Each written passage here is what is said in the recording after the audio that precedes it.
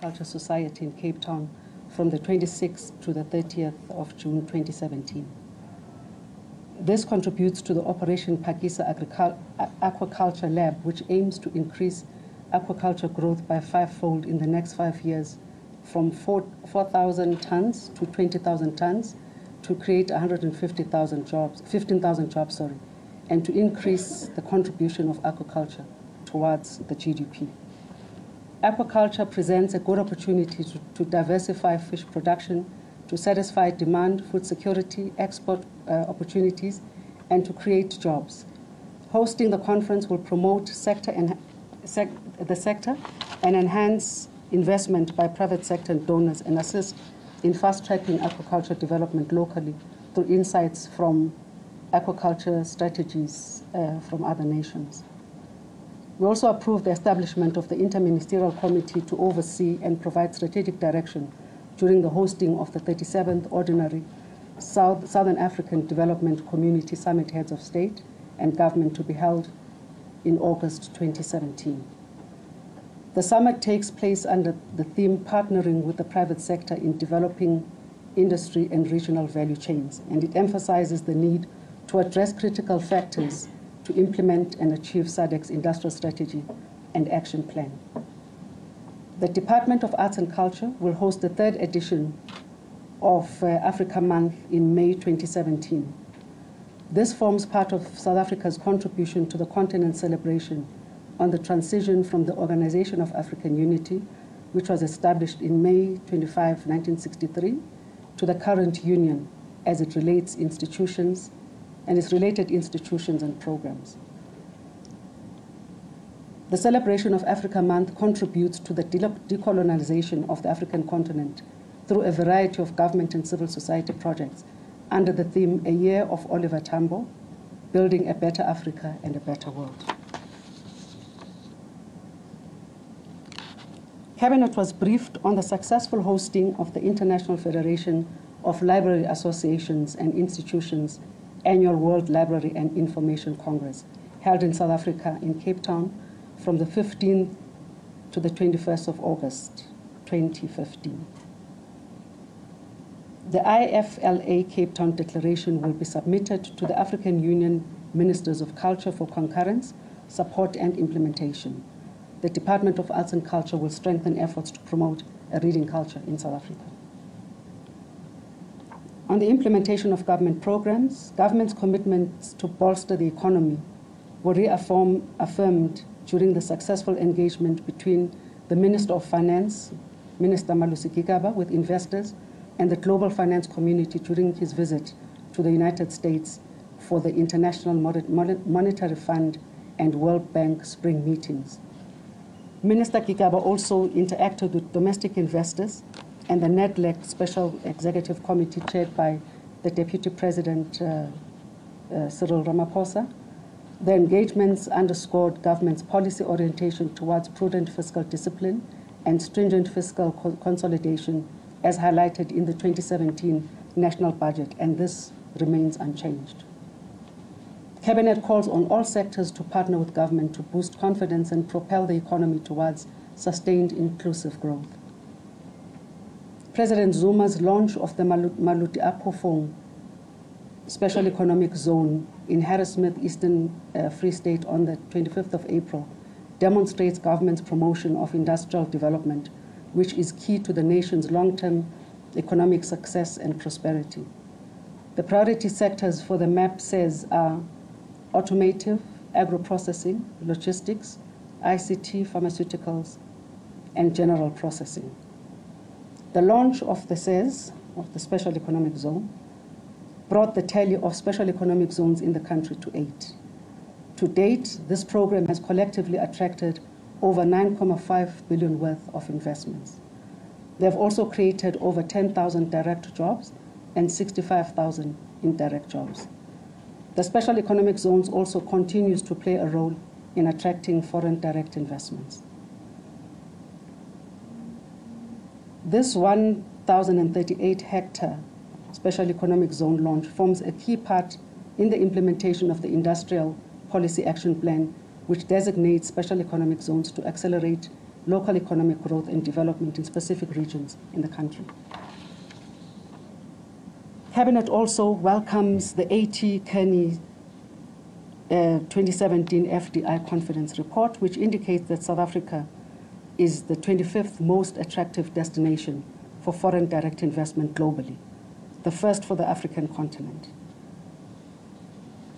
In a separate report, the latest Africa Index 2016, Investment Index 2016, by Quantum Global's independent research arm, ranks South Africa fourth most attractive investment destination in Africa, after Botswana, Morocco, and Egypt.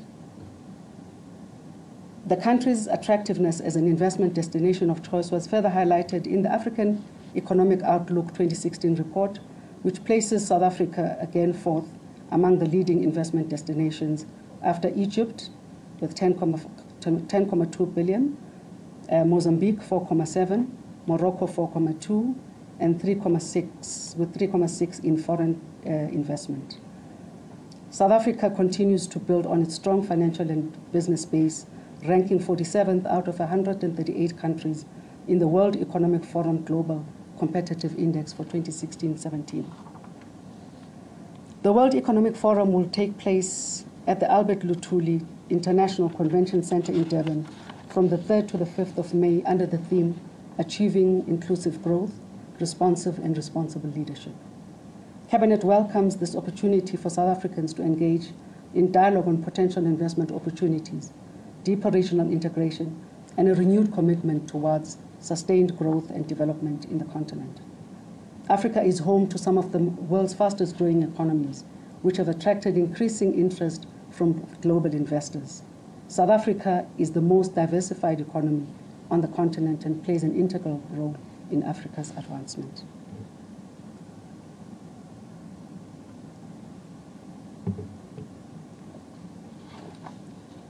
The commitment by South Africa and Oman to enhance trade relations at a business forum on the 27th of March between Trade and Industry Minister Rob Davis and his Omani counterpart, Dr. Ali Bin, enables South Africa business people to take advantage of the opportunities that Oman presents, particularly from the agricultural and agro-processing industries.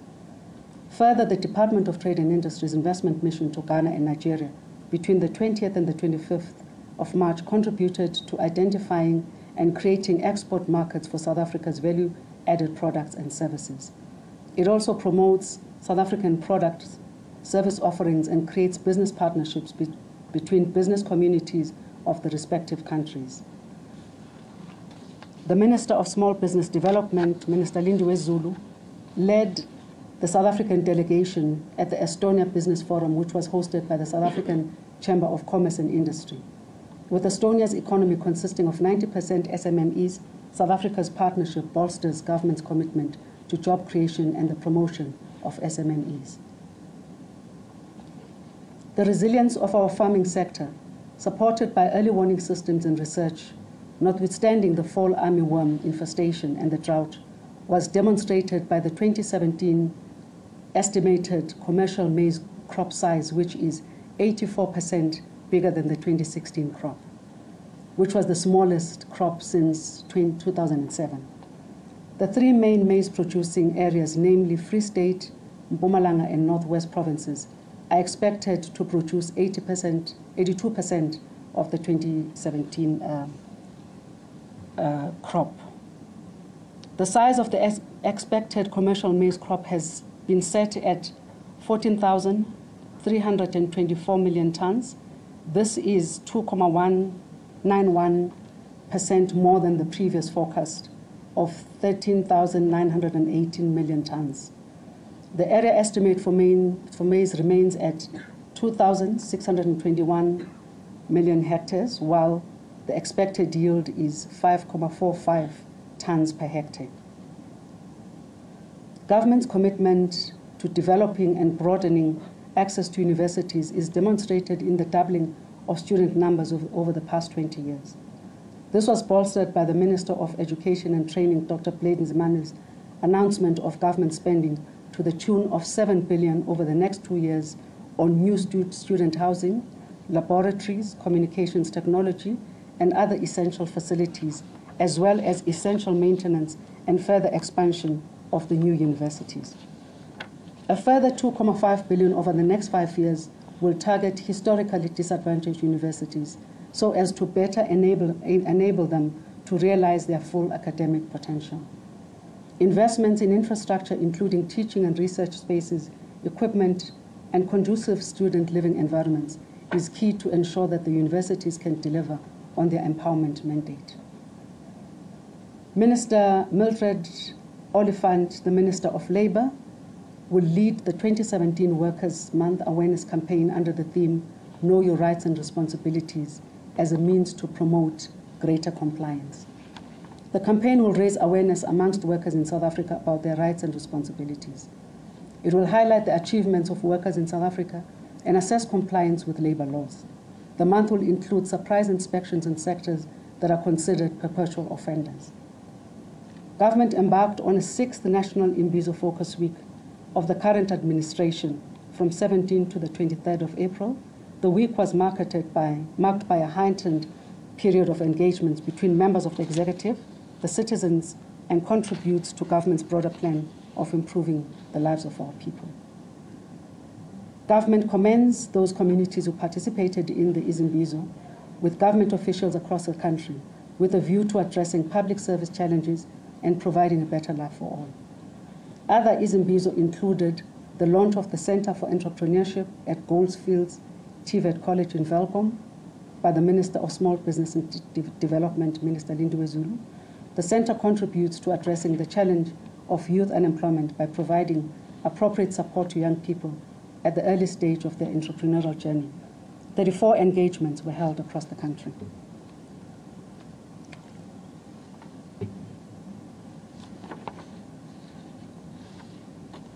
On the environment, President Jacob Zuma led the 23rd National Freedom Day celebrations on the 27th of April under the theme, The Year of Oliver Tambo, Together Deepening Democracy and Building Safer and Criminal-Free Communities. The President's engagement in Mangozi at Umhlabelingana forms part of a national anti-crime campaign, which also follows up on the presidential Siyahlola monitoring program in March 2017. It highlights the need for urgent action to address cross-border crime, especially hijacking. Government is hard at work in the area to eradicate crime and to address issues from Umhlabelingana community, including challenges around the Ismangaliso Wetland Park. The celebrations reflect on the country's achievements since 1994, and while mindful of the work that still needs to be done in building a truly united, non-racial, non-sexist, democratic, and prosperous South Africa. In Freedom Month, we celebrate the contribution to our democracy of former ANC President and national hero, Oliver Reginald Tambo, who would have turned 100 years this year had he lived. As part of the Freedom Month, the Minister of Communications initiated a youth dialogue as part of ongoing discussions with youth on what it means to them to own their freedom. The tag used to follow the discussion on social media. Cabinet calls on all youth to exercise their rights and responsibilities prudently and to respect those who fought for our freedom that is being enjoyed today by all. Cabinet welcomes the first South Africa-China high-level people-to-people exchange mechanism, which took place from the 24th to the 27th of April. This was the realization of an agreement from the 2015 state visit to South Africa between President Jacob Zuma and President Xi Jinping. The AMC on the people-to-people exchange, led by Minister Mtetwa, hosted Vice President Liu Yandong and delegates from the Republic of China. A range of cooperation agreements were signed, falling within the broad themes: human development, research and development, the growth of an inclusive economy characterized by radical social economic transformation goes hand in hand with the building of capacity of our people, especially our youth, at various levels. Cabinet also welcomes the donation of medical equipment from the Chinese government. This equipment was made in South Africa as part of the cooperation agreement in health between Africa and China. This will contribute to improving quality of services delivered in public schools. Through the cooperation agreement, both nations are committed to forge close technical cooperation, teacher training, and expertise exchanges in the field of education, particularly in mathematics, science, and technology, as building blocks for the growth of knowledge economies, communications, health, science and technology, sports, tourism, women affairs, and youth. Cabinet conveys its condolences to the families and friends of the 235 people who lost lives due to road accidents over the Easter holiday. The stats for period indicate that 50% of the people who died were pedestrians, followed by passengers at 24% and drivers at 19%. Cabinet also joins President Zuma in expressing sadness and shock at the passing of 18 school pupils and 2 adults during a horrific minibus taxi accident in Bronkhorstspruit. If you will remember, the President called for a moment of national silence in condolence to those that passed away in that horrific taxi accident, those little angels that have departed from our earth. We echo the call for President Zuma for law enforcement agency to swiftly investigate the cause of that accident. Cabinet thanks all government departments, NGOs, professionals and businesses who are supporting the affected families, as well as learners and staff from Mahlenga High School and Rifano Primary School during this difficult period. Cabinet also commends the bus transport sector for returning to work after a violence-free strike, showing the way for industrial protests. The Minister of Labour's role must be acknowledged in facilitating the end of the strike for this very important sector in our economy. Cabinet is concerned by the recent upswing in violence in Vuwani following the decision by the Municipal Demarcation Board to incorporate it into a new municipality. Cabinet strongly condemns the use of children as a negotiating tool. The business of school shutdown dampens the future of these children who are placed under additional stress. Violence, intimidation, vandalism, or actions that lead to schools being destroyed or learners deprived from going to school has no place in our democracy. We acknowledge the work done by the Interministerial Committee led by Minister Des van Rooyen of COGTA, supported by other ministers, and endorses the view that criminal activities, including damage and destruction of property, will not be tolerated. President Jacob Zuma is scheduled to meet with the Bavenda King, Tony Mpepu, Ramabulani, and the traditional leaders from Bembe district in a bid to bring stability. Cabinet also emphasized that money and resources spent on replacing damaged school was meant for other programs. Cabinet also called for calm and stability following protests, violent protests in Lichtenburg town and Blytheville Township in Dlodlo local municipality in the Northwest Province. Schooling here too was disrupted, shops were looted, and cars as well as several houses were burnt. Northwest Premier Supra Mahumapilu has appointed a team comprising 5 MECs and 2 mayors to investigate and address service delivery challenges in the area. The Cabinet appeals to the Kolini community in the Northwest to stop violent protests and allow the South African Police Service in Kolini to complete their investigation into the death of a child to ensure that justice is served. Citizens are urged to raise their concerns through existing structures and within the bounds of the law. Government commends law enforcement agencies for their response in bringing the perpetrators of violence against women and children to book. In this regard, Cabinet welcomes the swift actions taken by the Hawks Human Trafficking Unit and the South African Police Services Tactical Response Team, who arrested a Durban-based pastor on a charge of human trafficking in Port Elizabeth. It is the duty and responsibility of all South Africans to work with authorities to protect our children and women from predators and to ensure that we do our part in making our communities safer. Cabinet went on to congratulate Zolani Tete for claiming the World Boxing Organization bantamweight title. This puts him in line for a world unification title, which means that he is now able to challenge for world titles at 4 world major boxing associations: the World Boxing Council, the World Boxing Association, and the International Boxing Federation.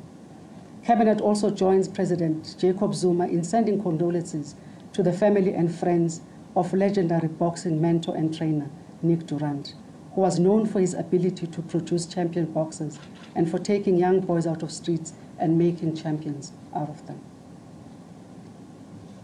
Appointments. All appointments are subject to verification of qualifications and the relevant clearance. Presidential appointments of members of the National Consumer Tribunal effective from the date of the relevant presidential minute.